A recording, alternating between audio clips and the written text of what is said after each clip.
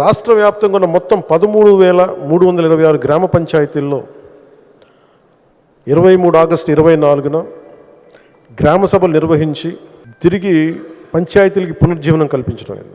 ఈ గ్రామ సభలో సుమారు 1 కోటి మంది పైగా గ్రామస్తులు పాల్గొని ఒకటే రోజు 13,326 గ్రామ సభలు నిర్వహించడం ఆంధ్రప్రదేశ్ పంచాయతీరాజ్ మరి గ్రామీణాభివృద్ధి శాఖ అది ఒక బలమైన ప్రపంచ రికార్డుని సాధించింది.